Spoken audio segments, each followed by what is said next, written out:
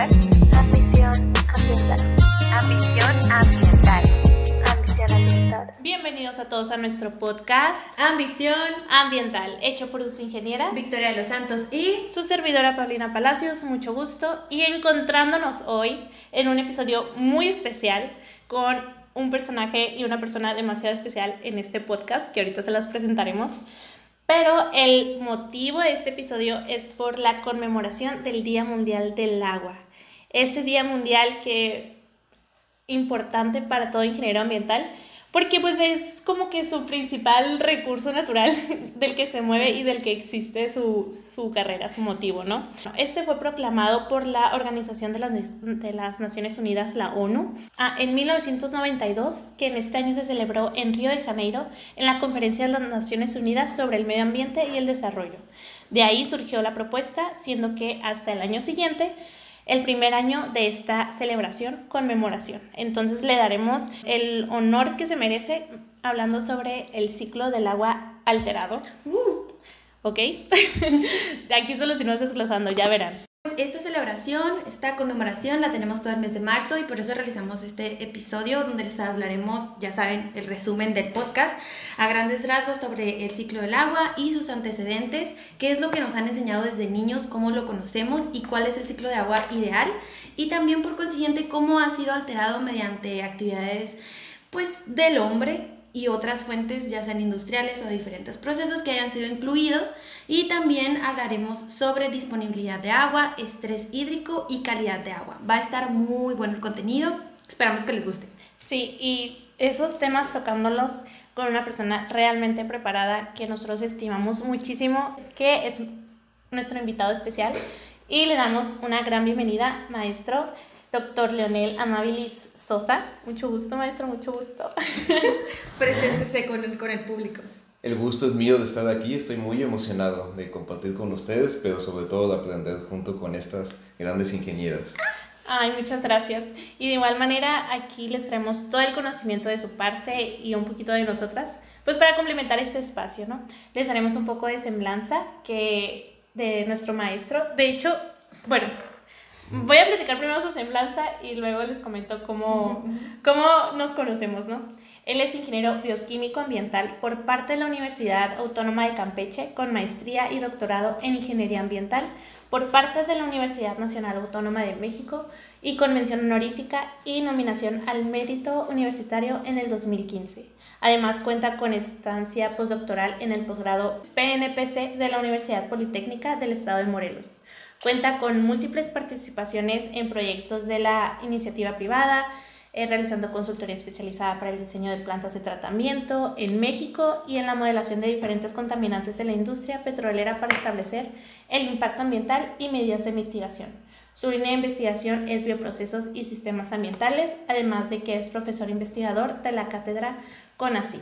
Y solo por mencionar un poco de él y de toda su trayectoria, es un gusto tenerlo con nosotras en nuestro podcast. Ahora sí, el contexto. Él fue nuestro maestro en la carrera, yo creo que fue en tercer año, si no me equivoco. ¿Último semestre?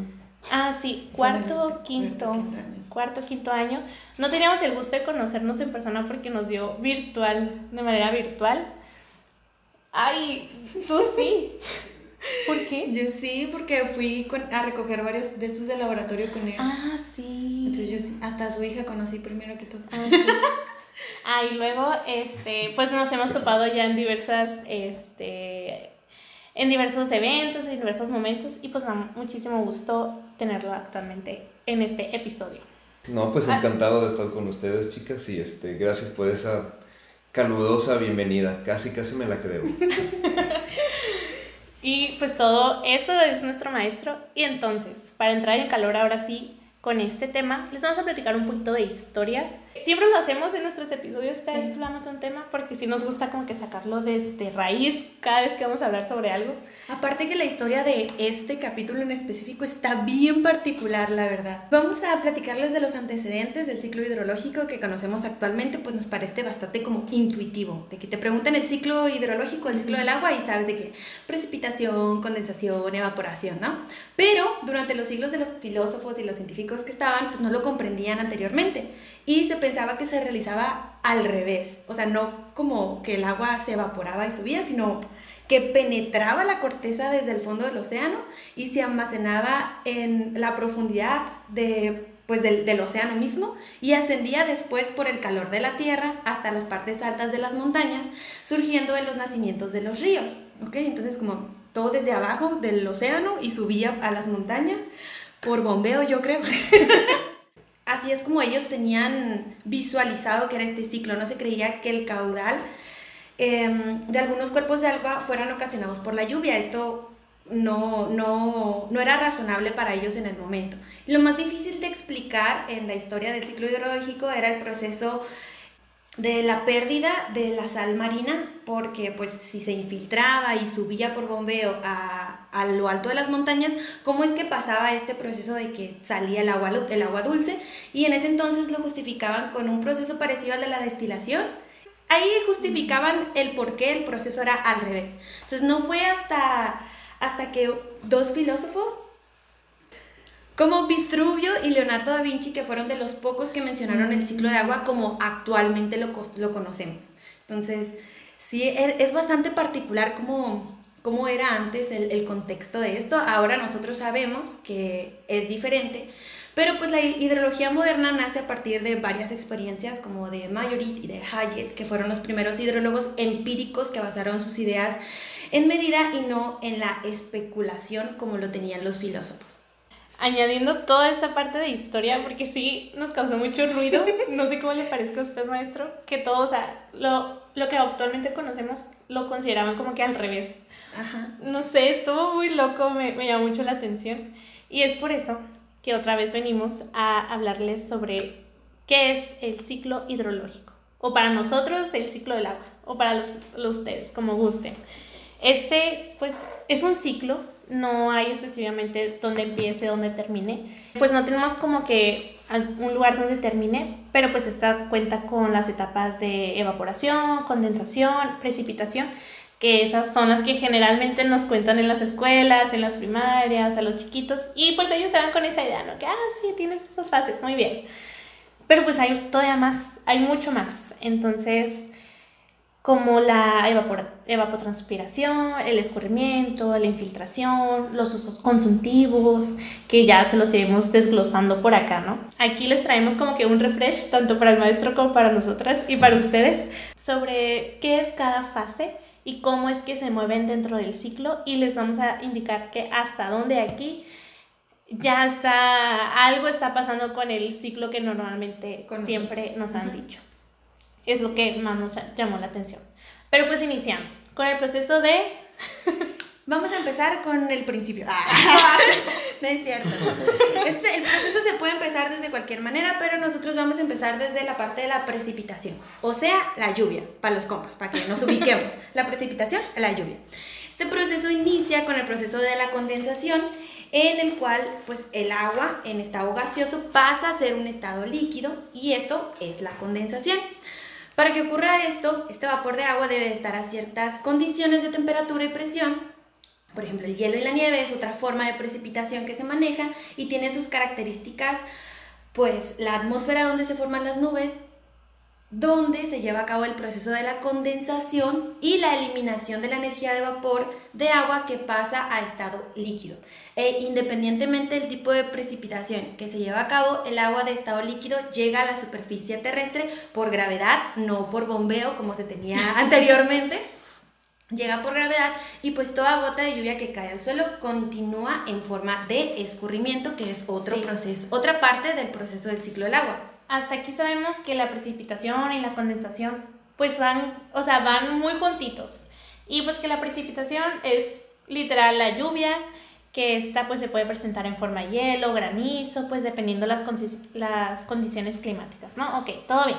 En la parte de escurrimiento, esta es la acción de que llega a la parte inferior de los ríos, y por su cauce puede llegar a lagos, lagunas, costeras, océanos, pues a lo que conocemos, ¿no? Luego que esa gota de lluvia se infiltra, que satura el suelo, pasa a percolación profunda y recarga los acuíferos. Ya estos son unos temas... ¿Qué estás diciendo, Pabli? Muy generiles, que no sé si le gustaría al maestro... añadirnos más cómo funcionan esta parte de de la percolación, la recarga de los acuíferos, La saturación del suelo. Sí, claro, como bien dicen estos términos tan rebuscados, afortunada y desafortunadamente pues los tenemos que asimilar para entender el ciclo del agua de manera completa. Por ejemplo, partieron muy bien, partieron de que el agua, de que ya cae la precipitación, se empieza literalmente, vamos a usar este término, se moja la superficie de los terrenos y tiene dos opciones, ¿no? O se escurre, sigue su cauce hasta la parte más baja de los ríos, pero si las condiciones del suelo, ojo, aquí ya tenemos un compartimiento que empieza a interactuar con el agua, el suelo. Ajá, el suelo. Si el suelo es muy poroso, va a permitir que esta agua también se infiltre y la energía sigue fluyendo como los vectores esos que nos mostraban en secundaria. Entonces sigue escurriendo o se va infiltrando, pero sigue avanzando cuenca abajo. Y en conclusión de esto podríamos decir que dependiendo del tipo de suelo es la dependencia que se va a tener sobre mayor infiltración o mayor escurrimiento. Esperemos que vamos a ir tocando con el apoyo de ustedes qué se prefiere y en dónde. Exacto, a eso es a lo que vamos, pues, o sea, esa agua que se infiltró gracias a los suelos, pues, ¿a dónde se va y cómo es que se llama a ese lugar a donde va esa agua, ¿no? Y por qué exclusivamente esa agua es tan importante para las demás actividades. Que en las cuencas hidrológicas es donde se concentran los escurrimientos. Ah, claro. Hablando sobre esos escurrimientos, de que si se van al fondo o sea, que si pasan ese filtro, vaya, o no, es la creación de esas cuencas hidrológicas, de esas regiones que son el conjunto de, pues, de esos cuerpos de agua que se van formando, pues, de manera natural. Esto obviamente todo de manera natural. Hasta ahora. Entonces, pues estos son espacios territoriales delimitados por los parteaguas, que son las partes más altas de las montañas, y pues donde se encuentran esos escurrimientos. Puede ser en un lugar llamado, en un lago, por ejemplo, que son también endorreicos, y también otros llamados exorreicos, que son las que se van al mar. Esos nombres están muy raros, pero aquí ya les dimos la explicación o la definición más sencilla posible. Acuérdense, exorreica va al mar, endorreica va a un lago, por ejemplo. Sí. Por ejemplo. Exorreico sale, endorreico se queda dentro, se queda atrapado. Exacto. Entonces aquí ya podemos hablar sobre las cuencas que son exorreicas o endorreicas. En este caso, la cuenca exorreica es donde se lleva a cabo la evaporación. Entonces, en esta que consiste en estado líquido a estado gaseoso.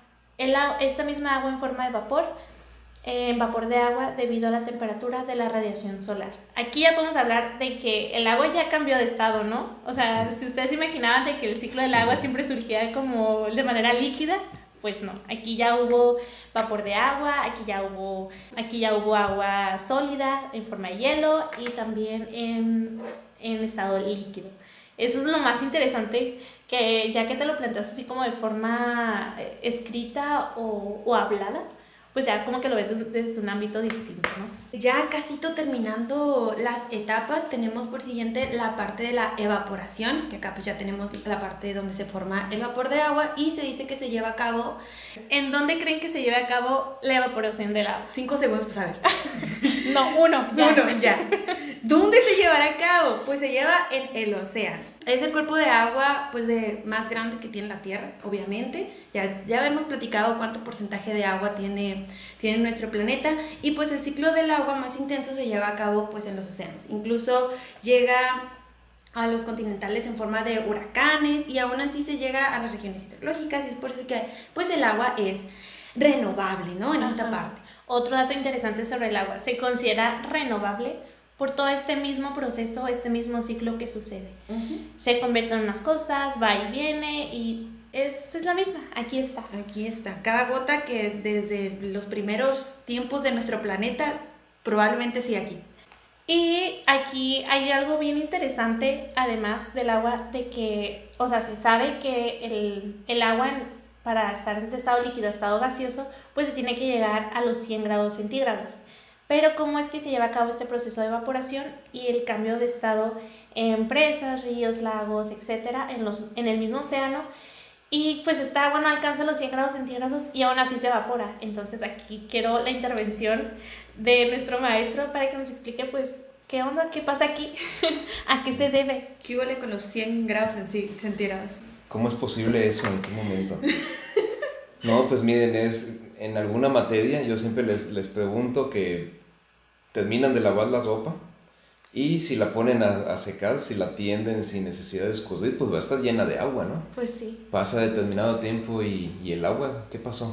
Y todos me responden, se evaporó el agua. Y yo, ¿cómo que se evaporó? Somos ingenieros ambientales, ¿no? Y lo primero que les digo es que se transfiere a la atmósfera. Entonces, hay algo que le llamamos gradiente de concentraciones, que se utiliza en muchos ámbitos, por ejemplo, en cuestiones de salud con las diálisis y demás. Se basa en que después de un tiempo la concentración va a estar en equilibrio. Entonces el agua se va a transferir hacia la atmósfera en cuestión de tiempo. Eso sucede de manera normal en condiciones normales. Okay. Pero ¿qué sucede cuando hay más viento y cuando hay más calor? Bueno, todos estos factores también contribuyen a que esto sea más rápido. Sin embargo, es lo mismo que sigue sucediendo. Se va transfiriendo del agua hacia el aire, ¿no? Esta es una. Dos, ¿qué lo acelera? Definitivamente, aquí ustedes dijeron que sí se evapora o se puede llegar a evaporar a pesar de no alcanzarse los 100 grados centígrados. Eso es cierto por la radiación. Entonces, en el océano es donde existe más radiación, como cuando vamos a la playa, ¿no? Okay. Y cuidado que está por bien eso. Fuerte. Bueno, como comercial, yo no soy de aquí de Sinaloa. ¿Cómo le dicen cuando les pega la radiación del sol? Bueno. Que se queman. Ajá, que le pega a uno la resolana. La resolana. Eso. Entonces, ¿qué es la radiación? La radiación es una fuente de energía, como tal. Pero, entre las muchas peculiaridades que tiene el agua, es capaz de ir almacenando esa energía. La almacena, y ustedes saben que otra forma de energía es el calor, ¿no? Lo que nos enseñaron en deltalpías. Entonces, hay un momento en que ese almacenaje es equivalente a haberle puesto 100 grados centígrados de calor al agua. Y cambia de estado maravillosamente el agua gaseoso. Es mucha energía la que se requiere, pero también la radiación del sol pues está muy fuerte, ¿no? Wow. Entonces son las dos cosas que suceden simultáneas. Y aquí les tenemos la respuesta de una pregunta que seguro se la van a hacer a un ingeniero ambiental. Sí. Es a lo largo de su carrera. Así como la parte de la ropa y la parte esta de... O sea, suena hasta algo inexplicable. Pero igual, o sea, la parte de las entalpías, las concentraciones de calor, la parte de que tiene que ver la atmósfera, el sol, las radiaciones... Todo eso se conjuga para que logre este fenómeno. Me gusta mucho esta parte. De hecho, no hay mejor manera que nos lo haya explicado un maestro. La verdad. Un maestro, así que lo agradecemos muchísimo. Y no para terminar este tema con un paso o una fase que realmente no es muy mencionada, pero tiene mucho que ver en este ciclo. Y que es la evapotranspiración. Entramos al punto de la evapotranspiración. ¿Qué es esto? Explíquenos, por favor. Bueno, esta se refiere a la transpiración del agua por parte de la cobertura vegetal de las plantas. ¿Por qué? Pues porque en las plantas también hay humedad, también hay agua. Y no se le presta mucha atención a esta parte, la verdad, pero sí es muy importante esta fase porque, pues, por ejemplo, en una región rural donde no hay mucha cobertura vegetal, se marca la diferencia en la cantidad de agua que hay en la región. Como mencionar un ejemplo. Entonces, si hace la diferencia en un lugar donde no hay nada de agua, pero hay vegetación, a un lugar donde hay mucha agua, pero hay poca vegetación. Entonces, aquí es donde este proceso es bastante importante también. Sí, igual, o sea, en la parte de la forma de almacenamiento del agua en las plantas, y pues eso también tiene mucho que ver en las zonas montañosas, en las zonas donde se encuentran estos ríos o estos cuerpos de agua y se encuentran ese tipo de ecosistemas, pues también van a incluirse en el ciclo.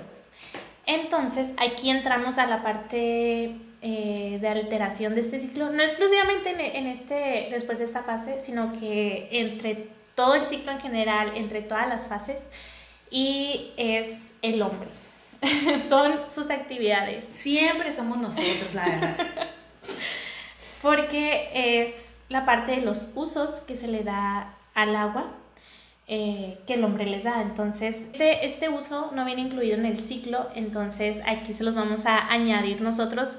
Y aquí entra la parte y el propósito del episodio de que es cierto que está alterado el ciclo del agua que han conocido toda su vida.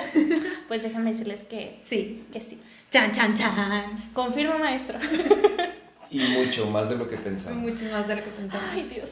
Pero bueno, de manera general, los usos consuntivos del agua, así se le llama, consuntivos, también es una palabra muy, muy particular, y es la parte del agua potable, la parte de la agricultura, que es la irrigación, el ganado. El agua potable incluye como el consumo y la misma higiene, los procesos industriales, que ahí se lleva una gran cantidad de agua, la misma pesca, la generación de energía eléctrica, la navegación, las actividades recreativas y las distintas sociedades que intentan adaptar o modificar en lo más posible alguna de esas etapas del ciclo. Entonces, para hacerlo más útil a sus mismas necesidades. Los mismos inventos para acelerar las lluvias, la desalinización del agua, para hacerla potable o para la misma construcción de presas y embalses, para controlar el flujo de los ríos, por ejemplo, la injerencia humana en el ciclo del agua natural. Así es, y es por los mismos usos consultivos que le damos, por ejemplo, la parte de bombardear las nubes para que haya agua va directamente a la agricultura, o sea, sabemos que ese ciclo está ahí, pero ¿qué repercusiones tiene que nosotros bombardeemos las nubes para que tengamos este proceso diferente, pues? O por ejemplo también en la parte de la desalinización del agua del mar, que no es tan común porque es un proceso bastante caro, la verdad, pero cada vez se hacen más estudios para ver cómo hacer este proceso más eficaz, porque va a haber un punto en el que el agua disponible, que es otro dato interesante, el agua disponible que tenemos para el uso de nosotros como seres humanos ya no va a ser suficiente y tenemos que buscar en el otro porcentaje de agua que no es para uso humano.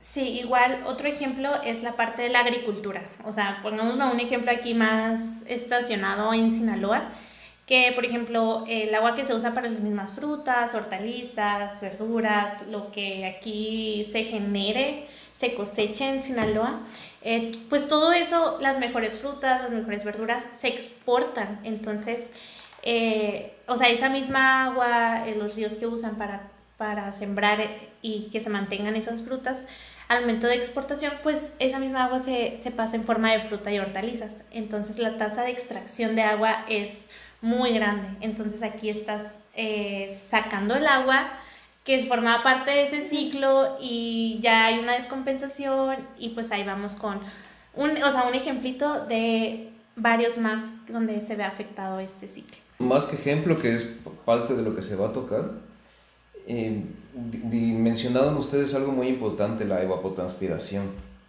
¿no? Y solo nos ponemos a pensar, si la misma cantidad de agua hacemos que se evapore, por lo que ya platicamos de radiación y demás, tenemos una cantidad, ¿no? En metros cúbicos, digamos, en una hectárea de volumen de agua. Pero si esa misma hectárea además tiene vegetación primaria, selva baja y demás, antes de que estuviera el ser humano, como bien mencionado, esta agua regresa, se reincorpora al ciclo hidrológico como de 3 a 5 veces más rápido. Es decir, el volumen evapotranspirado es de 3 a 5 veces más que el volumen evaporado simplemente. ¿Qué significa eso? Que el ciclo hidrológico está al 100, ¿no? Tiene un motor que está funcionando perfectamente y va a volver a caer y todo lo que lo necesita. Los requerimientos ambientales se van a cumplir, pero si deforestamos, pues ya no vamos a reincorporar esa agua, y cuando la queremos, como lamentablemente nos suena mucho la palabra sequía, pues es justo eso, no le devolvimos el agua a tiempo para que nos lloviera a tiempo. Y eso resuelve, no sé si escuchan a nuestros abuelitos, digo nuestros porque me considero la misma generación de ustedes, que dicen, ¿dónde llueve más? Pues donde hay más vegetación, más selva, es justamente por eso. Y sí, justamente puedo añadir la parte de los países económicamente, o mismas regiones económicamente pues más desarrolladas, que pues aquí prácticamente no existe un cauce alguno cuyas aguas fluyan en régimen natural sin que haya intervenciones humanas, ¿no? En su cuenca que afecten los caudales fluyentes, como las obras de regulación y las derivaciones. Y es lo mismo, o sea, le estás quitando esa parte, como menciona el maestro, y, o sea, eso ya deja de existir. Y, o sea, que tienes como resultado, pues, consecuencias ambientales. O de que deje de haber agua donde sí había. O que tarde más el proceso en tenerse. Pero pues el metal se disuelve en el agua si se logra disolver a cierto pH. Entonces la planta con su sistema vascular de 20 agua te voy a evapotranspirar. Sí. Y si tiene metales disueltos plaguicidas, ahí te van también hacia la atmósfera. Ajá, y ahí viene la Por lluvia Eso, ácida, ¿no? ahí le ponen en Wikipedia, pongan el ciclo del mercurio. El Ok. ciclo es igualito al del agua, el canijo. ¿En serio? O sea, el mercurio se maneja con el agua. Sí, lo evaporas también. Por lo mismito si se te cae el mercurio de un termómetro aquí, Ajá. así no le voy a decir nada al profe, le voy. Ese mercurio mañana vas a menos volumen porque ahí ya me lo mandaste a la atmósfera. Wow. Por eso cuando se te rompe un mercurio te dicen, ventila, porque se te está yendo a la atmósfera. Ajá. Y se convierte en vapor de mercurio. Sí, cierto. ¿Y hay alguna solución para el mercurio? O sea, Mire, es de lo más difícil, se está trabajando en eso. Sí la sé. O sea, para empezar es metal líquido, o sea, ya está ahí. Sí. ¿Qué puedes esperar de algo así, tan loco? wow. Pero bueno, de eso de la evapotranspiración es un show. Wow. O sea, y es una fase que no es muy mencionada, No. pero, o sea, repercute demasiado. O sea, ¿sabes si hay otros elementos que tengan ese mismo proceso del mercurio con las plantas? Se parece a, bueno, todos los metales, nada más que el plomo, el que están tan pesados, Ujú. que pues no los vas a estar. Sí, No sí los se ves. transfieren, pero no como el mercurio. Ah, ok. Sí, pues los carros, por ejemplo, sí emiten cadmio y plomo. Ajá. Estamos contaminándonos. Pero pues densidad al ratito van a caer. Ok. Y el Ah, mercurio anda al Anda, hierro. ¡A gusto ya! En sincronía con el agua. Y Wow. es una fuente difusa por excelencia. Contaminas aquí Ajá. y les llega a los de Groenlandia. Y viceversa. Ya. Wow. No manches. Perdón, pero quería decirles. No, es que sí. No, sí, o sea, está bien. Sí, porque y también sé que hay varios ciclos, por ejemplo, del nitrógeno. Los y, bioquímicos. Ajá, los bioquímicos. Y el mercurio forma parte de esos. Tiene su de ese ciclo el canijo. Hay otros como el manganeso que tiene su Ajá. ciclo, pero el mercurio ya anda en el aire, en las nubes. No manches. Y Wow. luego lo que decías de bombardear con Ajá. pues, yoduro de plata. Ajá. O sea, como la plata no sube solita y va el ser humano a A aventarla a la echársela. Ajá. para que Y se caiga. sí. Para que caiga la lluvia. Wow. No sé si van a volver a mencionar, pero eso y lo de buscar las lluvias con bombardeos es porque no hay zonas de baja presión. Entonces, para que llueva tiene que haber baja presión. Y pues, ¿Dónde se forma la baja presión? En las áreas montañosas. principalmente, Ah, y donde hay menos presión llueve, pero simplemente por altitud, no por otra cosa. ok. Es lo mismo de porque cuando vas a la Ciudad de México, siento que Sí. la baja presión, porque ellos están Ajá. kilómetros más altos, hace que el oxígeno no lo meta en nuestra sangre. Ok. Por eso nos sentimos. Así. Por Y eso. uno muriéndose en Ciudad de México. Pero Igual vas a funciona en el Mazatlán agua. o Alta, Ajá. te sientes hasta con No, más una vez condición. llegas de Ciudad de México aquí a Culiacán y Te sientes liberado, más Es ligero. pura altitud, es la masa de aire que te aplasta. Ok. Entonces, Ok. si hay menos presión, hace lo que veíamos en termodinámica, inmediatamente el gas, Ujú. a la vez, como no hay nada que lo condense, se suelta y se hace agua. Ok. Ya. Ok. Entonces, cuando andan bombardeando nubes, cuando hay Ajá. zonas de alta presión, yo me quedo así de cómo diablos querían que Ajá. llueva si no hay baja presión. Ay, no. ¿Y eso se usa aquí en Sinaloa o en varios estados? En los agrícolas, Más Sonora, en los Sinaloa, agrícolas. Ajá. saben, la soca, ya ven que es un problema. Ujú. Entonces el ser humano busca cómo resolverlo, entonces la queman. Fue tanto lo que quemaron el año pasado, que el humo, la temperatura que es alta o baja presión. La Mayor temperatura, Mayor presión. Mayor Mayor presión. presión. Entonces el humazón y... Ajá. Ay, no llueve. Pues ¿cómo va a llover No. si te alentaste tanto que aumentaste la presión cuando sí iba a llover? PV igual a NRP. Lo que tú hagas influye en los gases. Ajá. Y el vapor de agua es un gas que obedece al 100%.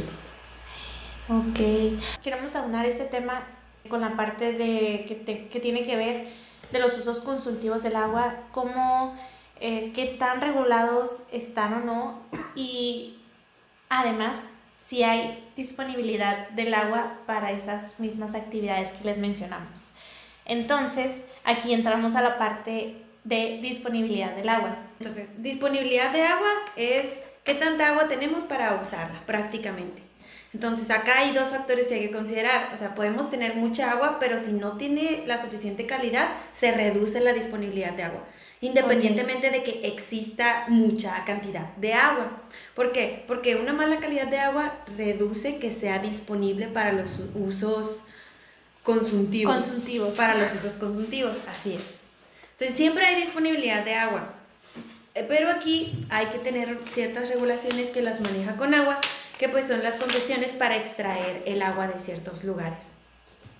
Que acá no es como que podamos ir a los ríos y agarrar el agua para, voy a usarlo no. para mi proceso de Y industria. aquí ya entra un poco la parte de gestión ambiental y los mismos organismos que se encargan de tramitar qué tanta disponibilidad del agua o qué tanto requieres o qué hay o no. Y ese trámite pues lo realiza principalmente Conagua, que son pues concesiones para extraer el agua. Entonces, uno de los grandes retos que los organismos encargados de la gestión del agua y de la sociedad en general, pues se centra en nuestra capacidad de diseñar los sistemas de control, la distribución, el acceso al recurso que garanticen esa equidad social, dada la certeza creciente de que en el futuro cercano la ocurrencia de conflictos violentos en torno al control y acceso del agua a los recursos pues sea inevitable, ¿no? Entonces se sabe que, y aquí se demuestra que el agua pues es un bien económico y que pues es indispensable para las actividades económicas. Sé que en México se divide por regiones hidrológicas, que es, en especial Sinaloa es la región Pacífico. Sí.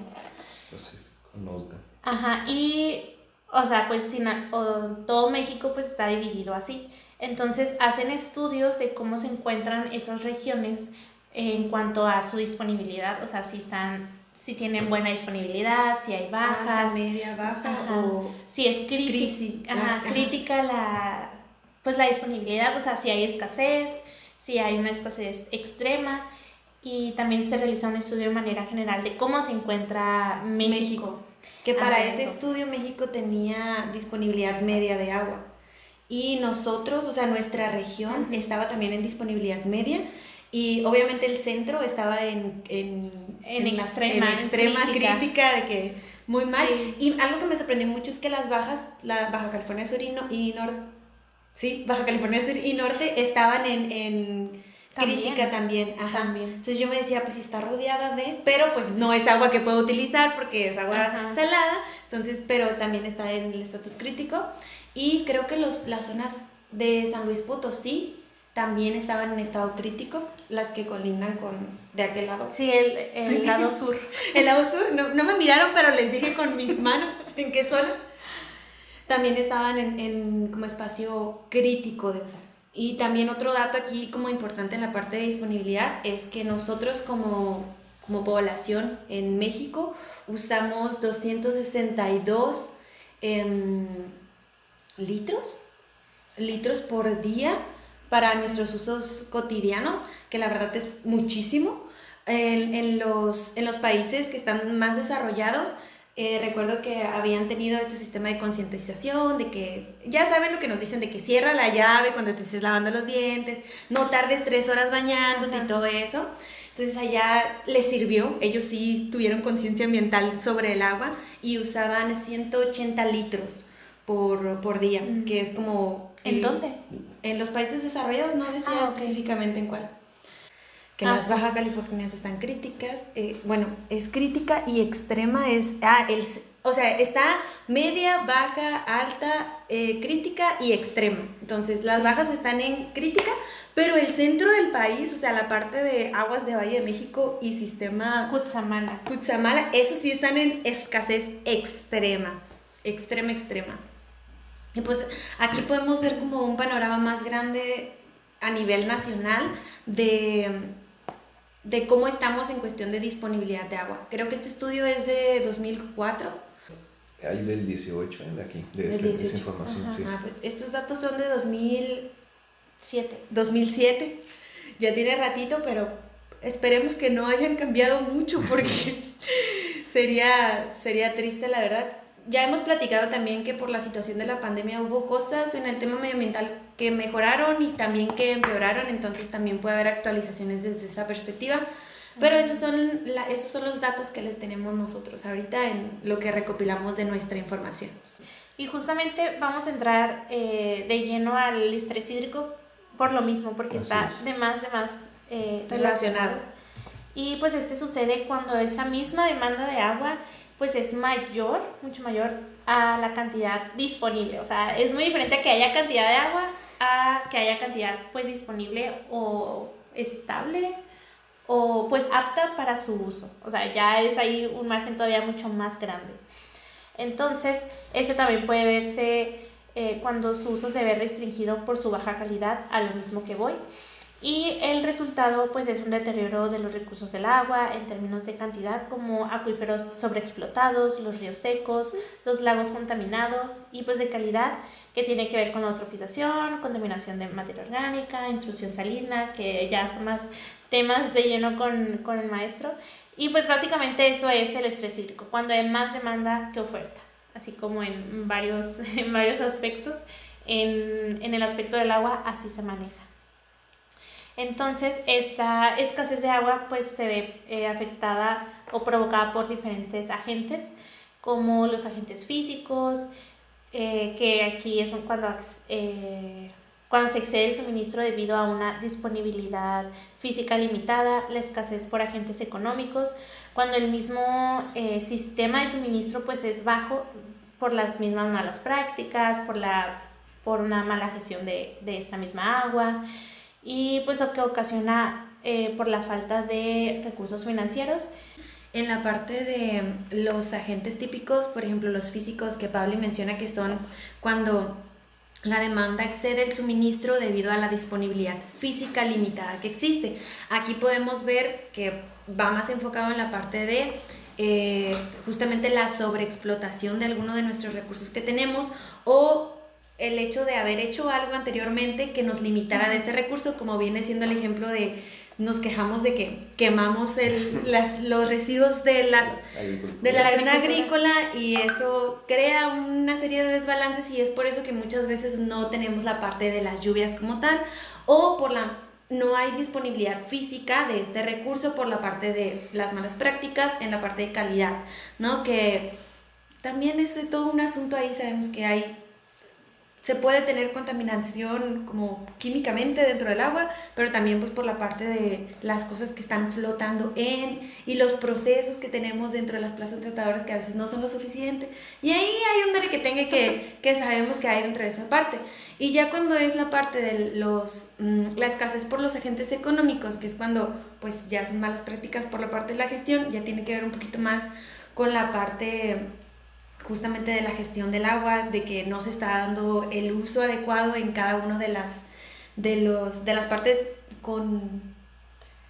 consuntivas. De las partes consuntivas, y hay privilegios. Ustedes ya saben que yo tengo ahí un asuntito pendiente con ustedes y con Pablo también de la parte de la privatización que se tiene del agua. Sí. Entonces aquí hay que tener bien en claro también que el recurso del agua sí tiene que ver mucho con la economía, porque pues sin agua no vivimos, sin agua no funcionamos, sin agua no hay industria, entonces viene trayendo una ola de cosas. Igual, otro ejemplo es la parte agrícola, que para la parte agrícola, sí, siempre hay agua, que gran porcentaje del agua disponible aquí en Sinaloa se va para la agricultura. Sí. Bueno, que ahí hay una trampa, ¿no? En la Ciudad de México, la zona agrícola es la que está en el estado de Hidalgo. Ajá. Entonces van todas las aguas residuales de la Ciudad de México para allá.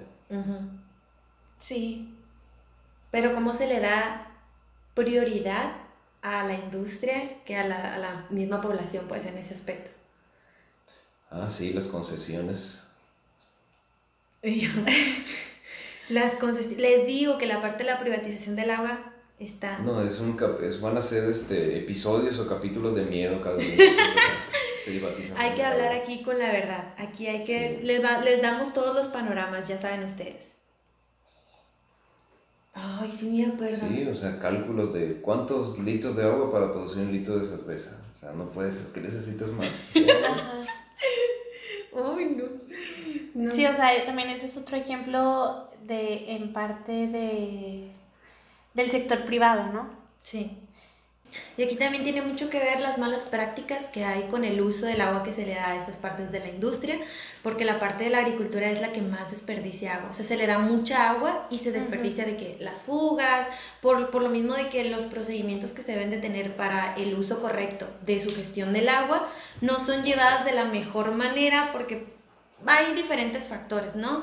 Y quizá los organismos que se encargan de estar regulando esto en la parte de agricultura no están tan fuertes en el nivel de ir y estar supervisando que se hagan buenas prácticas del uso de este recurso. Dieron números aquí, pero de toda la cantidad de volumen de agua dulce que tiene el río Culiacán, por ejemplo, que estamos aquí en Culiacán, el 98% se utiliza para la agricultura. Sí, eso vamos. Estado privilegiado de que no necesitan agua subterránea para eso, entonces por ahí quizás está ese indicador. Tenemos en demasía. Y el número desagradable, pero hay que darlo, esto que dices, Carolina. Tú utilizas por cada metro cúbico de agua que utilizas para el cultivo, para la agricultura, el 40%, 400 litros, son desperdiciados. Sí, igual comentábamos en un episodio anterior de los alimentos que son desperdiciados. Entonces ahí va otra gran serie de recursos naturales que igual se van directo. Sí, en ese aspecto recuerden de que por todo el súper que hacemos, en la comida desperdiciada que tenemos, es como tirar una bolsa completa de súper ahí, afuera del supermercado, de todos los desperdicios que tenemos de nuestra despensa, pues, o sea, son muchas cosas. Ya nos vamos a enojar otra vez en este podcast, siempre terminamos así. Y por último, ya si no hay algo más que agregar sobre la parte de disponibilidad de estrés hídrico, continuamos con el último tema, que es la calidad del agua, que esta tiene que ver también muy estrecha con la parte de estrés hídrico y la disponibilidad. Entonces, pues la calidad del agua básicamente son las condiciones naturales con las que se encuentra un cuerpo de agua en condiciones hidrológicas, químicas, físicas y biológicas. Eso es básicamente. Hay diversos factores, como el factor hidrológico, que es, por ejemplo, la precipitación, el escurrimiento, que afectan ya sea si hay demasiada presencia o no lo hay. También los factores químicos y los factores biológicos, que aquí tiene mucho más campo nuestro invitado. Sí, cuando hablamos de calidad del agua siempre debemos de preguntarnos, ¿calidad del agua para qué? ¿No? Y de eso va a depender si tiene o no, porque podríamos definir calidad del agua como componentes físicos, químicos, biológicos que tiene para un uso destinado, ¿sale? Entonces no vamos a comparar el agua para la industria que el agua de consumo humano, son muy diferentes las calidades. Así es. Les traemos como una pequeña recopilación de factores en ese aspecto. Pablo les mencionó un poquito acerca de los físicos, de los hidrológicos. Bueno, sí, de los hidrológicos que tienen que ver con los físicos. Y hablando de los químicos, hay también varias cositas y terminologías que nos gustaría compartirles, como factores del agua en aspecto químico, el pH, que nos incluye otro tipo de cosas que lo hemos escuchado a veces como en nuestro día a día, por ejemplo la alcalinidad, que acá cuando nos mencionan en el agua purificada, que ¿quieres tu agua alcalina? Pues es una terminología, la alcalinidad. También tenemos la parte del oxígeno disuelto, el potencial del óxido de reducción, el DQO y el DBO, que para los ingenieros ambientales que nos escuchan, un segundo para pensar, acuérdense que es DQO y DBO. No, y aparte de eso, pan de cada día. Entonces, También tenemos diferentes ciclos que afectan acá, por ejemplo el ciclo del nitrógeno, que acá tenemos procesos de nitrificación y desnitrificación, algo que ya habíamos mencionado antes, que es la eutrofización, que sí me gustaría como remarcar que es la eutrofización para que lo conozcan, porque a veces lo vemos por ahí, por nuestros lugares. Y también tenemos el ciclo del fósforo, que es otro que se maneja acá. Y tiene como dos partes que nos parecen remarcables, que es la parte del análisis elemental y la cromatografía, ¿no? Eso es por la parte química de los factores. Y ya biológicos, pues sabemos que la parte biológica tiene que ver con vida, bio, de vida. Y acá ya metemos como bacterias, patógenos, que las coliformes y todas estas cosas. La parte biológica nosotros la encontramos presente, la parte del tratamiento de la calidad del agua bastante fuerte, la verdad, porque para el uso humano esta parte es como muy picky, tenemos que cuidarla muchísimo, ¿no? Bueno, pues vamos a mencionarles un poquito acerca del fenómeno de la eutrofización, que les digo que me parece bastante remarcable conocerlo. Acá es cuando tenemos un exceso de nutrientes en el agua y que diríamos, no, pues los nutrientes son buenos, pero cuando hay un exceso no es tan bueno, gente. Y lo vemos, por ejemplo, aquí en Culiacán, ha pasado varias veces en los ríos que vemos estas partes donde hay demasiadas plantas en la superficie de los cuerpos de agua que tenemos. Y decimos, ¡ay, qué bonito! Que es donde brincan los sapos encima de las hojitas. Pero esto limita la entrada de la radiación y del oxígeno al agua, y eso causa que haya ahí un pequeño desbalance dentro de... Hasta parece, o sea, por fuera se ve, es bueno que los ríos contengan esto. Sí, qué bonito, pero pues no. Pero hay un exceso ahí, y eso no afecta no nada más en la parte del proceso del agua, sino también en la vida que habita ahí mismo, que hay un desbalance y puede que todos estos organismos que se manejan aquí se desplacen o simplemente sea nulo lo que exista ahí mismo. ¿Y por qué sucede? Desafortunadamente, ustedes saben que las ciudades crecen alrededor de los ríos, ¿no? Es una costumbre que tenemos desde los mayas y demás. Entonces, pues nosotros tenemos ese dato que dieron tanto de Mendo de 62 litros por habitante al día. ¿Qué contienen esos 262 litros por habitante al día? Carbono, nitrógeno y fósforo, ¿no? En los residuos fisiológicos está el nitrógeno, el fósforo, por supuesto el carbono. Y además en nuestras actividades de limpieza pues usamos los famosos detergentes. Y no son solo detergentes, es una familia de sustancias: detergente de ropa, detergente de trastes, jabón de limpieza personal. El cloro, el fabuloso. Y dijimos que no íbamos a asustar tanto. Y bueno, y en las ciudades pues no solo hay casa-habitación, ¿no? También hay talleres mecánicos, papelerías, y ahí como que vamos subiendo el nivel a esas sustancias. Se llaman tensoactivos. Eso contiene una gran cantidad de nitrógeno y fósforo que finalmente va a llegar a las plantas de tratamiento con cierta eficiencia. Por muy grandes las eficiencias, estamos hablando del 75%. Entonces finalmente esto va hacia el río, hacia los cuerpos de agua. Y como bien dijeron, si son nutrientes ¿para quién? Son fitonutrientes para las microplantas, que le llamamos microalgas, fitoplancton, tiene otros nombres ahí, pueden ser técnicos. Y sucede la eutrofización. Al inicio empieza algo bueno porque son seres vivos que hacen fotosíntesis. Tienen más nutrientes, tienen la luz del sol por la radiación y van a empezar a generar oxígeno.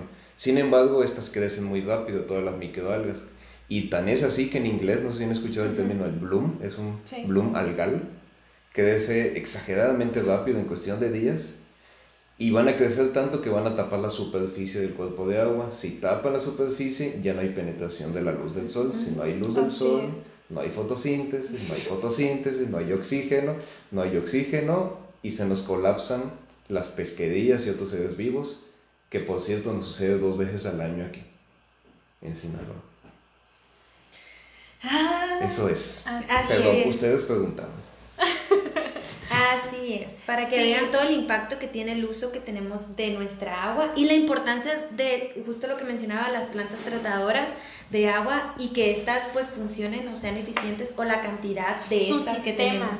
Los sistemas de gestión de agua también es indispensable para que estos mismos fenómenos pues no ocurran, o sea menor su grado.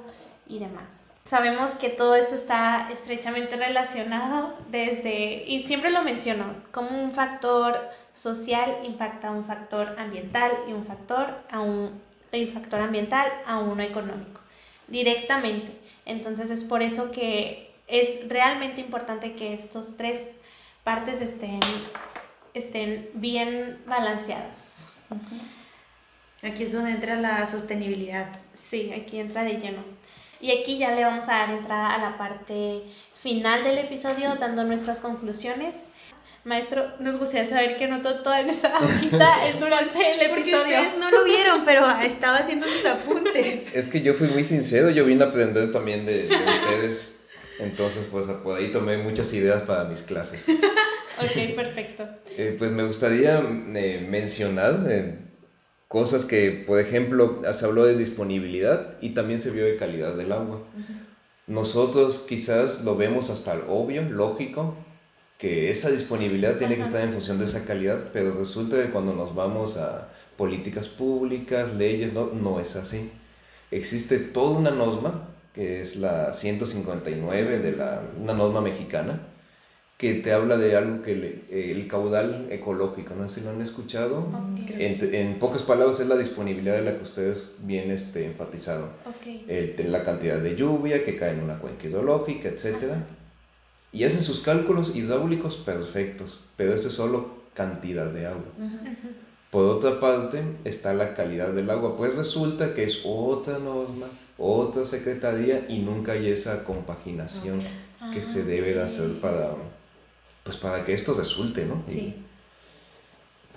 Entonces uno sería, si podemos llamarle conclusión o las perspectivas, eso, ¿no? Cómo llegar con estos famosos cambios de gobierno en épocas de controversia política, pues aprovechar los ambientales y decirles, oiga, ¿cuál es su propuesta en términos ambientales? Resulta que hay este problema. Y como bien mencionan ustedes, para que llamarle la atención a ellos, le ponemos signo de precios.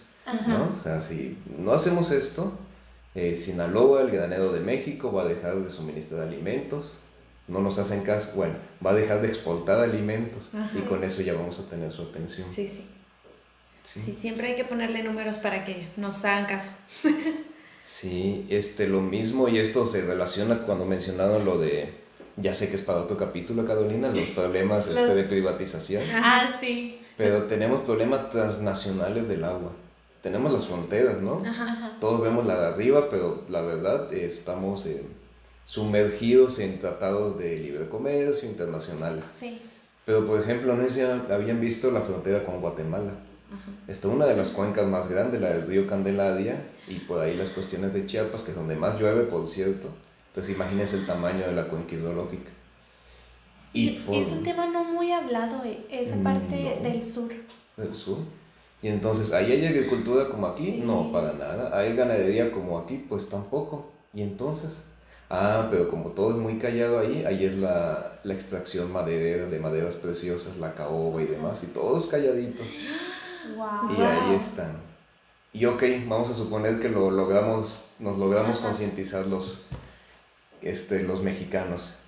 Pero lo que hacen los de otros países no lo podemos controlar. Es cierto. Entonces, los problemas a nivel de cuenca hidrológica son transfronterizos, a ese nivel. Ahora imagínense cuando hay empresas extranjeras de por medio y eso significa ingreso económico para México. Sí. Y ahí sí hay disponibilidad entera, ¿verdad? Para todo. Conste que lo dijo ella, a pesar de que yo di pero sí, justo pero eso, sí Paulina. Sí. Y bueno, y algo que tenemos que destacar nosotros tres es que ya conocemos el ciclo de los ciclos bioquímicos, de los nutrientes, de los contaminantes. ¿Y qué significa eso? No podemos hacer nada, ¿no? Ahí me gustaría que también ustedes nos apoyen diciendo qué hace un ingeniero ambiental, porque utilizamos esos conocimientos de las plantas de tratamiento y removemos nitrógeno, fósforo y demás. Hay solución, pero digamos que no está tan valorado ese aporte de la ingeniería ambiental. O sea, no son ciencias ambientales, no es ingeniería mecánica, industrial de procesos, un ingeniero ambiental tiene esa capacidad. Y más con especialidad agua como ustedes. Sí, o sea, en nuestra función podemos interpretar como todo lo que pasa en los procesos y tenemos esa habilidad como para crear a partir de esos procesos y ya como con estructuras más ingenieriles, el cómo resolver esos problemas. Qué particular, la verdad. Ustedes saben que también tenemos un capítulo donde explicamos qué es un ingeniero ambiental para que lo vayan y lo sintonicen también. Promocionándonos aquí. Pero sí, justamente el objetivo y propósito de este episodio es darles un panorama mucho más amplio de lo que es el ciclo del agua y que va relacionado mucho más allá, más que un solo ciclo. Aquí les mencionamos muchos temas y espero les haya gustado. ¿Algo más que gustes agregar, Carolina? Sí, la verdad sí gusto agregar otra parte en la parte de las conclusiones, porque nos encanta echar el chismecito aquí. Nada más como remarcarles, yo sé que todos en México sabemos la situación que tuvo Monterrey con su crisis del agua, entonces a ellos ya les tocó como vivir esta parte del día cero, y fíjense, de 2017 ya tenían, esa región, situaciones en la parte de disponibilidad del agua, y cómo es que se relaciona la parte de la privatización, porque justamente esta zona en específico donde está Monterrey y todo eso, tiene límite con la frontera, y cómo se meten ahí la parte de la privatización. Yo estoy muy ansiosa de llegar a ese capítulo, entonces para que lo tengan en cuenta cuando piensen en el ciclo del agua, todas las cosas que implican dentro en la parte de alteraciones, que es lo que queremos como focalizar en este episodio como tal. Ya por último, yo sí tengo mucho, ustedes saben que yo soy bien caótica y que siempre miro la perspectiva como más mala que podemos tener, y los voy a dejar con esta pregunta. Me para gustaría que ustedes... decirte algo extremista, y yo creo que eso sirve, yo creo que hasta para educar a tus hijos, como para que, oye, si te pasa esto, esta gran cosa, esta gran situación va a suceder. Ajá, esta parte, este comentario es extremista. Y lo vamos a dejar a discusión, ojalá que puedan comentarlo con nosotros a través de nuestras redes sociales, pero, o sea, pónganse a pensar, este gran recurso que es básico para todos, ¿será que en algún momento la próxima guerra del mundo puede llegar a ser por el recurso del agua? Con los procesos y las alteraciones que tenemos, la disponibilidad que hay, esta parte de transfronterizo que manejamos también. ¿Será que nuestra próxima guerra será por el agua? Esperemos que no. O sí, quién sabe, pero hay que concientizar muchas cosas dentro de este aspecto. Se los dejamos a su criterio y algo para pensar después de tantas cosas que les platicamos. Y así es como les agradecemos al maestro. Un gusto, en serio, que esté aquí, que haya recibido y aceptado nuestra invitación. Un gustazo de verdad.